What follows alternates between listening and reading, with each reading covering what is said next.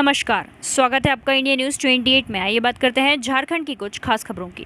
भारतीय जनता दल के letter pad द्वारा पूर्व में लिखित रूप से एक मांग पत्र सौंपा।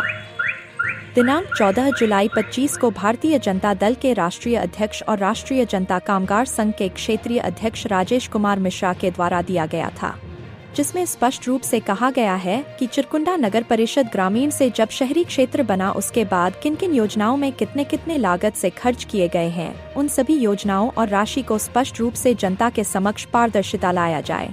परंतु आपके तरफ से किसी भी प्रकार से कोई पहल नहीं किया गया, जो बहुत ही निराशाजनक है। जनता के हित के लिए जनता का पैसा जनता में ही कितना खर्च किया गया, यह चिरकुंडा की जनता को पता भी नहीं। इसलिए पुनः आपको एक बार ध्यान दिलाते हुए यह मांग पत्र आपको सौंप रहा हूं कि आप मेरे द्वारा 4 माह पूर्व में दिए गए लेटर पर विचार कर 15 जनवरी 2026 तक जनता के समक्ष सभी योजनाओं और राशि की पारदर्शिता लाए, अन्यथा हमारे संगठन को मजबूरीवश 15 जनवरी 2026 के बाद चिरकुंडा नगर परिषद कार्यालय के गेट के समक्ष आमरण अनशन पर बैठना पड़ेगा, जिसकी सारी जिम्मेवारी चिरकुंडा नगर परिषद कार्यालय की होगी। वही चिरकुंडा नगर परिषद कार्यपालक प्रियंका कुमारी ने कहा कि जनवरी के पहले सप्ताह में ही अपने नगर कार्यालय के टीम के माध्यम से सभी जानकारियां उपलब्ध कर प्रेस के माध्यम से पूरी जानकारी जनता को अवगत कराने का काम करूंगी, ताकि जनता और नगर परिषद में विश्वास बना रहा है। धनबाद जिला संवाददाता सुनील पंडित की रिपोर्ट।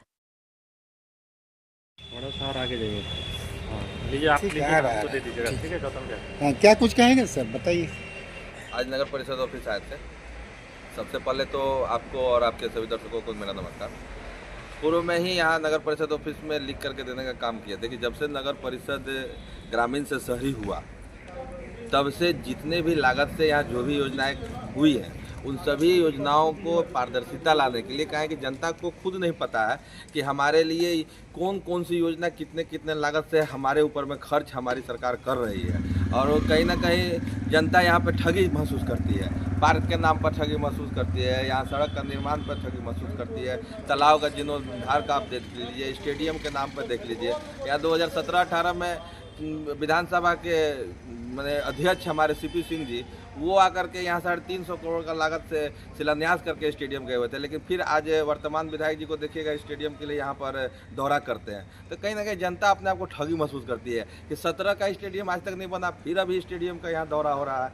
फिर अभी वर्तमान में विधायक जी का आप सुनिएगा कि वो कह रहे थे कि भूमिहीनों के लिए मैं प्रधानमंत्री आवास बना दूंगा।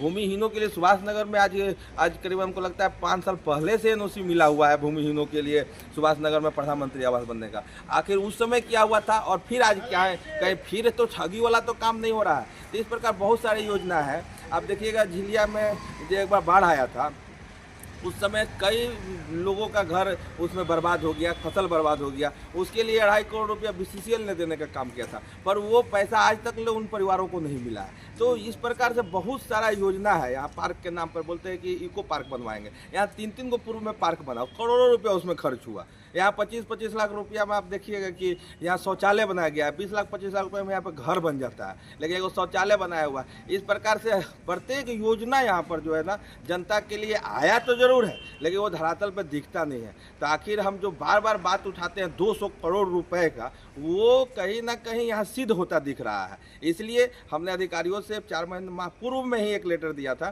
कि आप योजनाओं को लेकर के धरातल पर आइए और लोगों को एक के बीच में आकर पारदर्शिता लाइए कि जनता अपने आप को महसूस ये ठगी वाला ना करे। कोई भी विधानसभा विधायक, कोई भी लोकसभा विधायक, सांसद, कोई भी स्पीकर आ करके शिलान्यास करके चल जाता है, पर रोड का निर्माण नहीं होता है, स्टेडियम का निर्माण नहीं होता है, प्रधानमंत्री का आवास बनता नहीं है, यहाँ पार्क बनता नहीं है। तो ये बरगलाने वाला जो धोखा देने वाला जनता को है और वोट ले लेने का जो राजनीति कर रहा लोग, इन लोग को कहीं ना कहीं आप लोगों के सामने उजागर करने का काम कीजिए। लेकिन 4 महीना से यहाँ अधिकारी भी मौन बैठी हुई थी, इसलिए आज उनको फिर से एक बार अवगत कराने आए कि 15 जनवरी के अंदर में अगर आप इस चीज़ को नहीं कीजिएगा तो आपके गेट के समक्ष बैठ करके मैं आमरण अनशन पर बैठने जाने का काम करूँगा। और आमरण अनशन मतलब कि आप समझ रहे हैं कि इस चिरकुंडा की जनता को जो ठगने का काम किया गया है, उजागर करना है। सिर्फ वो उजागर करने में अधिकारी मेरा सहयोग करे, नहीं तो यहीं पर अपना जान देने का काम करेंगे।